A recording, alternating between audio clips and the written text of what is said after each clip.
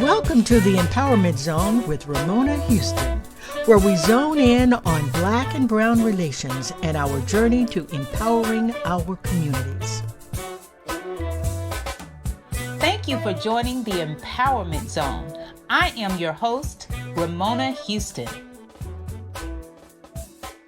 You know, there has been a long history of people of color really working for social change in the U.S., but many times we look at these histories of the different communities separately instead of looking at how these communities have worked together and built coalitions and built relationships across races, across cultures in order to bring about social change.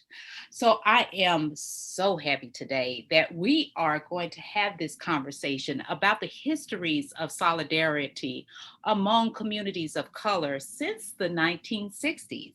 And we have Dr. Eddie Bonilla with us here today. He is going to talk to us about that history, and I'm so excited to have him. Dr. Eddie Bonilla is currently a postdoctoral fellow in Latinx Studies at the University of Pittsburgh. He joined the University of Pittsburgh after having been a postdoctoral associate in ethnic studies at the University of Illinois after receiving his PhD in history from Michigan State University in 2019. He is currently working on his book manuscript, tentatively titled Homegrown Communist in the Age of Reagan, Multiracial Politics and Socialist Revolution.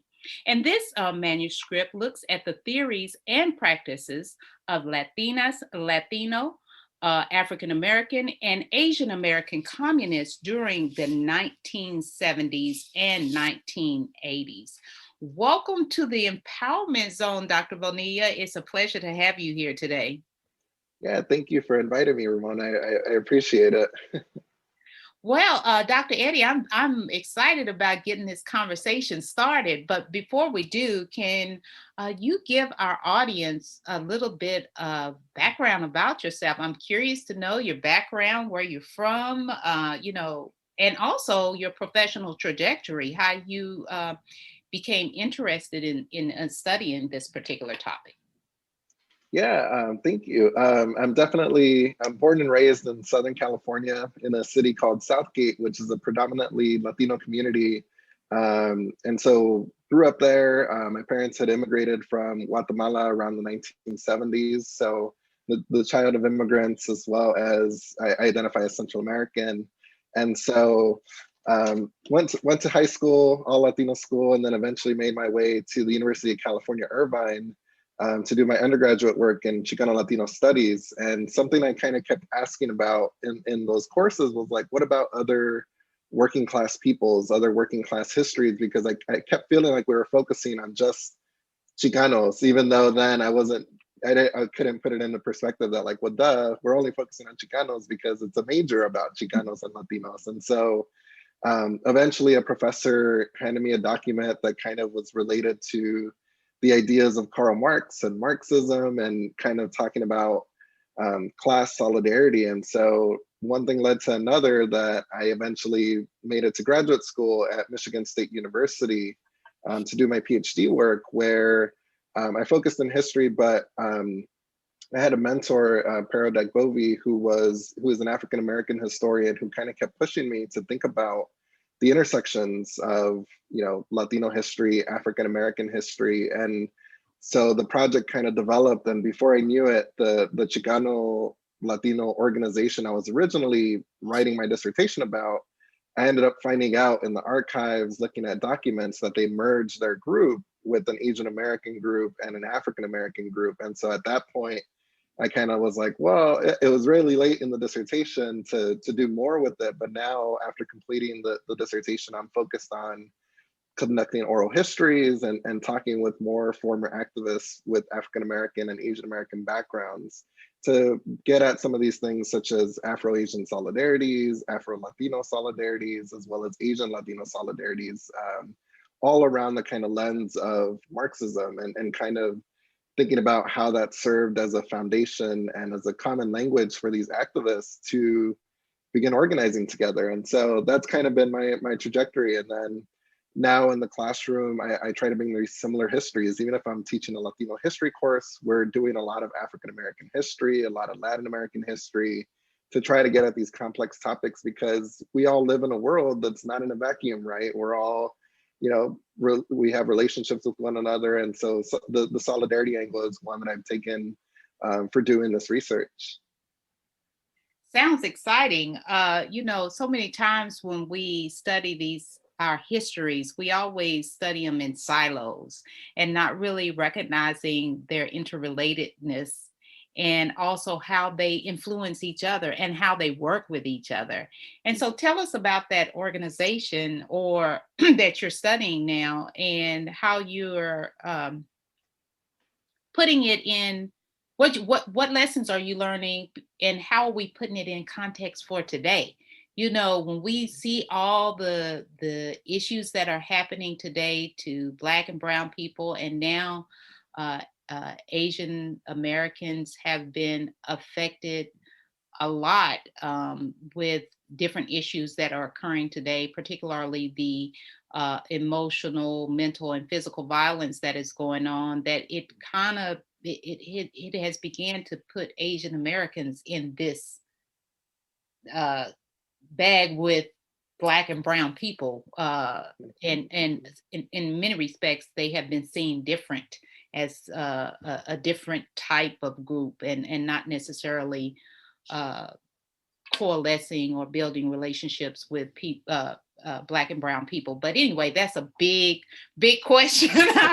But anyway, I just kind of want to know what about your organization and what you're finding out. Yeah, so the organization I'm now focusing on is called the League of Revolutionary Struggle, which was formed in 1978, and it dissolves in 1990. But part of what I argue in my work is that, I had to look at them before the organization as well as after. And what I learned is that many of them were involved in campaigns such as anti-police brutality in the San Francisco Bay Area. And this is thinking of Chicano Latinos who were working closely with the Black Panther Party. Another organization known as Iwar was the Asian American group that actually merged into the League, as it was commonly referred, which also was organizing. And I use the Black Panthers because I think that's the group that most of us are starting to know more about, particularly with films like Judas and the Black Messiah out there. So Iwar ends up joining with another group known as the August 29th movement, which was, again, a group that was already organizing with the Panthers. And so there's a lot of this kind of cross-racial solidarities going on. And then there's another big group that joins the League known as the Revolutionary Communist League. But this group was with an African-American base, came out of the Congress of African People, which was led by the prominent poet and cultural artist and significant political force, Amiri Baraka, but there was others that joined with him. So what ends up happening is you have this multiracial organization that's created, and what they argue for is, they're arguing for socialism and a overall, societal revolution. But what I try to push back on, I think, especially thinking about our current context of a lot of anti-communism and anti-socialism that still exists, and I think we have these big words that we don't really kind of get at the personal level and what it means to individuals. And so, as I mentioned, Marxism gave these folks a common political language because each organization was already doing similar readings and similar organizing around different labor strikes, and they were running into each other in different circles. And so I try to argue that they were important intellectuals themselves, whether they were, college educated or not. These individuals were trying to think about, well, what is a Black nation in the United States? What is a Chicano nation in the United States? And what's the role of Asian Americans as well in the US? And so eventually when they create the League, they end up using what's called a united front, which is this idea of working in organizations like labor unions or working among student organizations on college campuses to fight things like labor exploitation, to fight for affirmative action, and for the defense of ethnic studies. And many of these individuals I write about, they were present at San Francisco State University or San Francisco State College at that point that fought for a third world school and for ethnic studies as we now know it. Others were at Berkeley when the free speech movement was going on and movements for ethnic studies there as well. So I try to trace their legacies and through things like higher education, through things like labor as well, because they were organizing among what they called lower stratum workers, meaning kind of those workers that labor unions were forgetting about, cannery workers in the factories, farm workers, as well as auto workers and these kind of heavy industries, as well as hotel and restaurant workers, these professions that had many immigrants, that have many people of color. And so they were trying to help them. Everything as basic as trying to get union contracts translated into multiple languages. And then eventually in the 1980s, they also, along with other left groups, organized for Reverend Jesse Jackson's presidential campaigns in 1984 and 1988. And so I like to say that Reverend Jackson was kind of the Bernie Sanders before Bernie Sanders, because Bernie even endorses him in 1988 because he was fighting for things like healthcare and as well as these labor things. And so what I notice is there's a lot of intersections, and what happens is that you get Latinos learning about Asian American culture and Asian American struggles, as well as African Americans. And one thing I want to note is that the League very much placed the African American struggles at the forefront, because they argued if African Americans are not free, nobody else could be free. And so seeing how these intersections are tied, as well as trying to think about them in context of communist history throughout the 20th century that is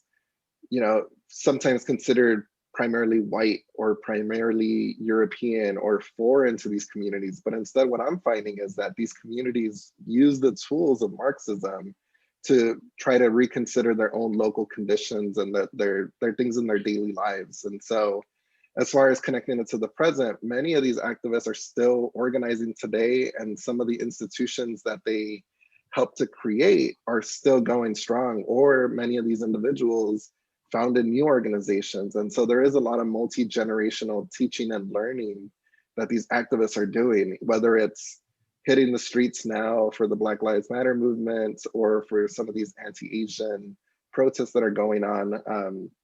They're still out there, as well as being active in other cultural organizations. And so that's sort of kind of the long trajectory, I argue. Even though I'm a historian, I'm still trying to trace these individuals to the present moment, because just because the social movement might end doesn't mean that these people's lived experiences end. Instead, they gain these tools for the next battle, right? Whether it's in the 90s or the 2000s or the present moment.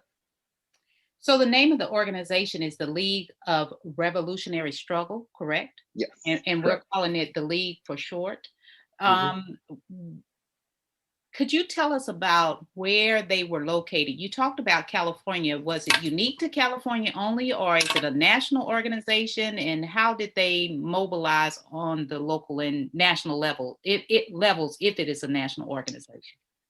Yeah, so it definitely was strongest in California, particularly in places like San Francisco as well, the Bay Area in general, and Los Angeles as well. But they did have what they call districts throughout the country. And so they had individuals in the New York area, particularly after Baraka and the Revolutionary Communist League joins, that was kind of where he was most active. What I argue is that's significant, right? Because you have Amiri Baraka, who's organizing with others in Newark, who then decides to merge with the organization that's predominantly on the West Coast. But then they also would ask, and this is some of the strength, this is some of that personal history I like to get at, is that many of them were asked, would you consider moving to Denver? You lived in California for 21 years, 22 years. Would you move to Denver and organize at a college campus there? Many of them said yes. Would you move to Houston? And so folks also moved to Atlanta.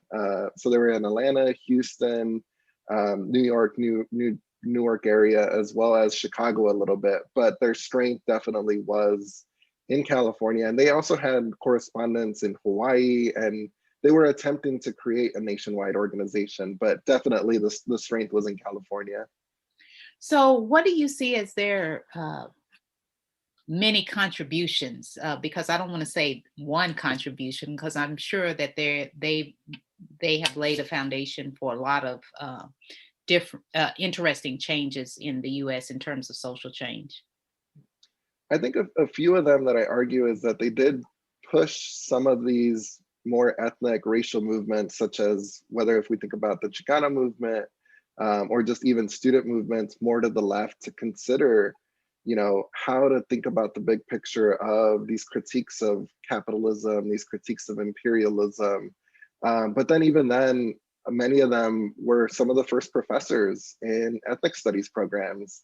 Many of them presently are at some of these big institutions training next generations of historians. So what I try to argue is that even now, even if they don't identify as, Marxists or communists, I think their connection to the past and their past actually influences some of the disciplines in higher education. But then in labor, some of them became union presidents in things such as the California Teachers Association, as well as thinking about how they were organizing in some of these smaller labor strikes where they were union presidents or they were union organizers. And I'll give one example of what was known as Local 2 in the Bay Area, which was the Hotel and Restaurant Workers Union.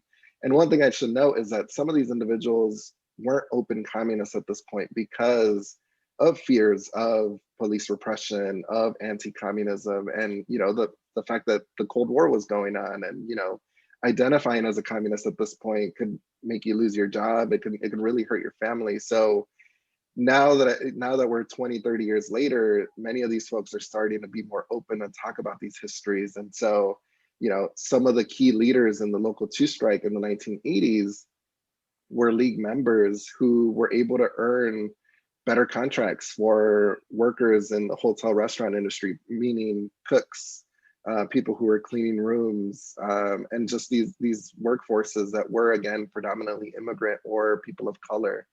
But all the way through, I think even helping sway some of Reverend Jesse Jackson's campaign.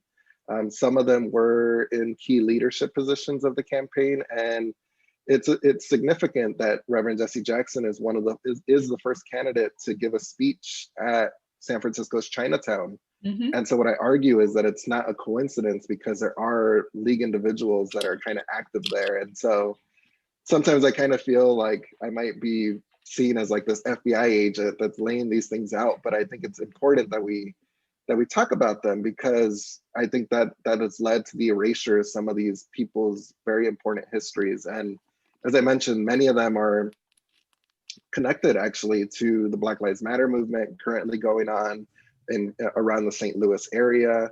Others have gone on to found organizations such as the Labor Community Strategy Center in Los Angeles, which is a environmental organization that also serves as a think tank, act tank, that is training, young generations of activists. And many are also affiliated with the Chinese Progressive Association, which was started in the 60s and 70s.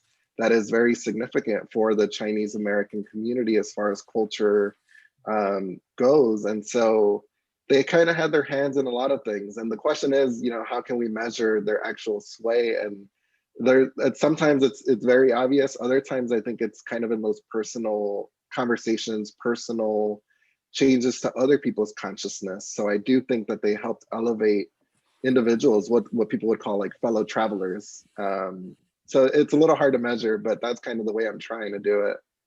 Yeah, that's what's so valuable and interesting about history, is to find all those connections that are not always obvious to the eye.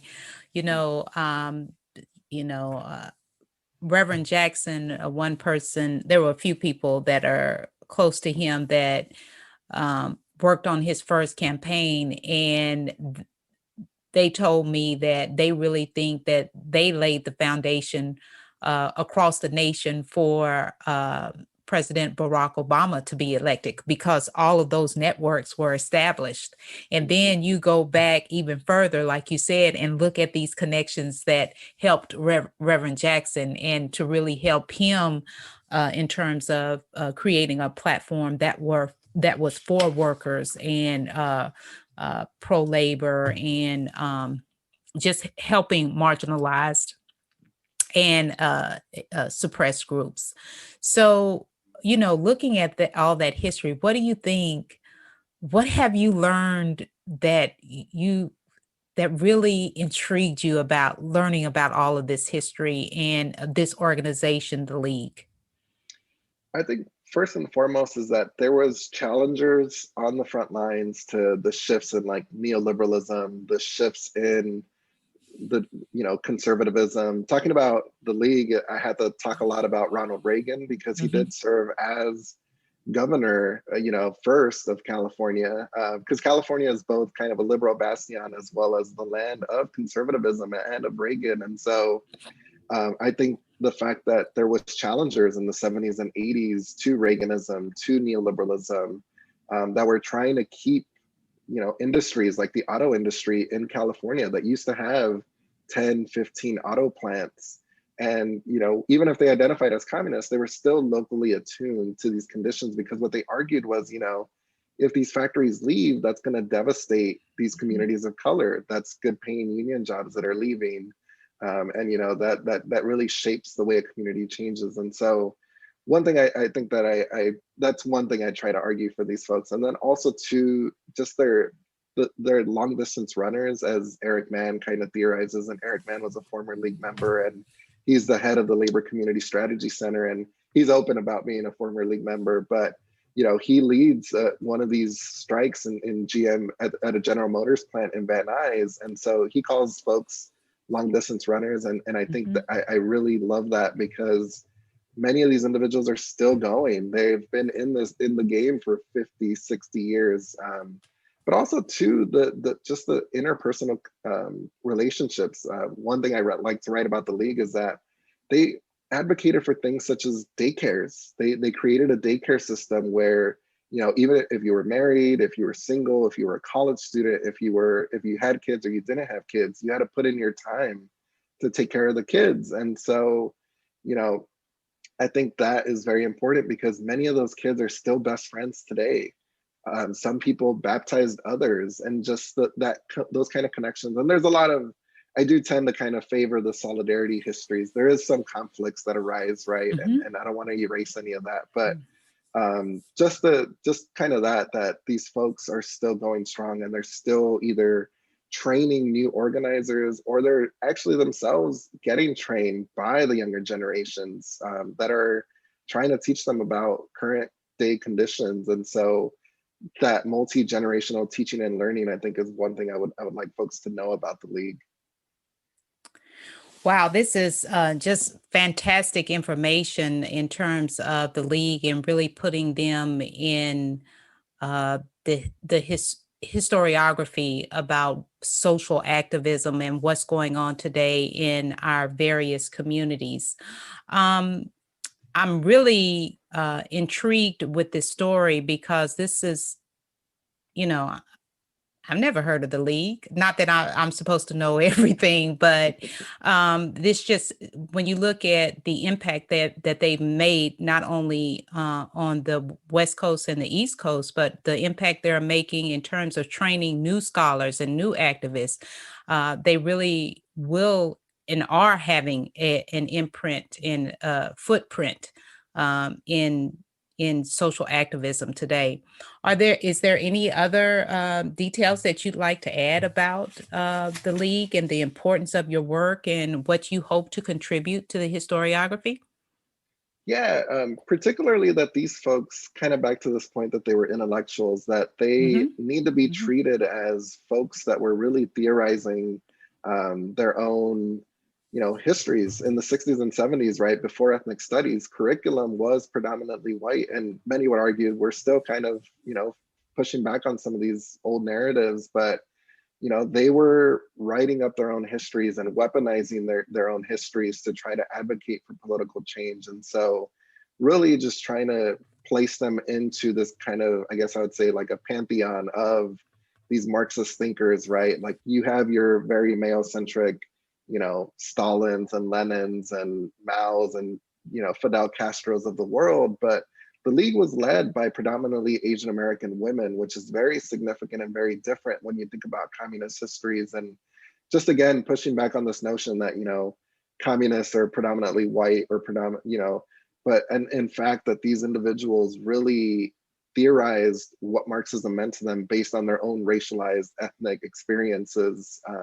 So that's all I really hope to do, is to elevate them into these conversations of these theorists that we already know about, to actually integrate them as well, because they wrote some really prolific theoretical pieces, but also backed it up with practice. And so that's all I really hope folks kind of learn about the League. And that's one thing that we don't value or undervalue in terms of our study of activists, is really looking at them as intellectuals. They're well-read individuals who really come up, like you said, develop their own theories and add to the existing theories to really explain their experience and try to move the country and the world forward in terms of how they bring about social change. Absolutely. So I'm so happy we had you here today. If you could leave our audience with anything that you think that they should do in terms of learning more about the League, or really continuing the legacy of the League, what would you recommend to our audience? I definitely would recommend a few organizations that are still doing the work. And again, some folks don't identify anymore with the kind of ideas of the League, but I already mentioned one, the Labor Community Strategy Center out of, it's in South Central Los Angeles, which again is serving as it's serving to train Black and Latino, Latinx activists to try to kind of argue for getting police out of K through 12 education, or arguing for better bus programs to help with pollution and help with environmental activism. But also other groups such as the Organization for Black Struggle out of St. Louis, which has connections to the Black Lives Matter movement. But even then, there's some great organizers there. And overall, I just want folks to kind of keep listening to Black women in particular, but also keep listening to Black activists currently in our present day moment, just thinking about what they're arguing for, right? And these conversations about abolitionism, or these conversations about police brutality, and really taking people for their word and taking people for their lived experiences, because we only know our own personal histories in a lot of ways, but sometimes that doesn't mean that we can know every single detail about other people's struggles, even if we are allies, and there is allyship and comradeship. But for folks to just really kind of try to take that extra step to listen to these leaders that we currently have. Thank you so much for those recommendations. If our audience wants to get in touch with you, how would they do so? Yeah, definitely Twitter is probably the best way. Thinking about I'm at Bonilla, Bonilla, 8 as in the number, and 23. But definitely that's probably the best place. And then a Google search as well. You can find my email and my University of Pittsburgh website by just typing in my full name.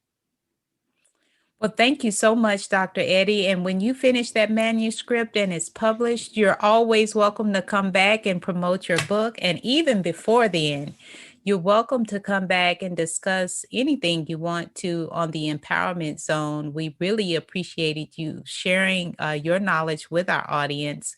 And we really more so appreciate the great work that you are doing in your scholarship. Thank you, Ramona. And it was an honor to be on your podcast. Thank you. Today we have Dr. Eddie Bonilla with us today, and he's going to give us a strategy for college success. So Dr. Eddie, tell us first, what school or schools did you attend? What were your major or majors? And then give us that strategy for students who want to excel in college. Yeah, so I got my BA at the University of California, Irvine in Chicano Latino Studies with a minor in history eventually.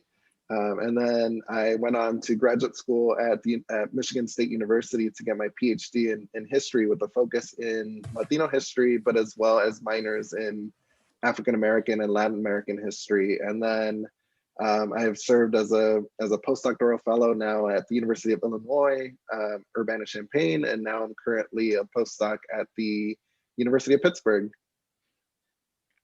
So what is the strategy that you would give students to make sure that they succeed in college? I think one of the biggest strategies I would give students is to attend office hours. I know office hours can be, these daunting things. You have to talk to your professor one-on-one, but what I really found is that most professors love what they do, and they really love to talk with you one-on-one. And that's where you really get to learn, your professors are just everyday people. Like, I love listening to hip hop, and I love, sports. And sometimes I'll talk to students about that more than the actual class itself. And, I only am on the path I'm on because I went to office hours one time, and like the professor and the teaching assistant, like, just were so ecstatic to talk to me. And so, if I hadn't done that, and I don't think I did that until my third year of college, because I was afraid to do it. I was a commuter student in undergrad. So I was always like, why am I gonna go to office hours when I can just go home and like hang out? But really, I think taking professors for their open office hours and really talking to them a little bit more, because we love to get to know students on that personal level beyond the classroom. Great advice. So make sure you visit your professors during their office hours, because those office hours are important for you to build relationships with your professors. And your professors are key to so much in terms of your personal and professional development. So make sure you go see your professors. Thank you so much, Dr. Eddie. Appreciate it. Yes, of course. Thank you. A special thank you to the incredible team of the Empowerment Zone. Terry Gully, theme song, NADWorks, digital support, and of course, our featured guest. If you enjoyed my podcast, please subscribe. We are on all of your favorite podcast platforms. Be sure to rate us on Apple Podcasts too. Thank you for your continued support.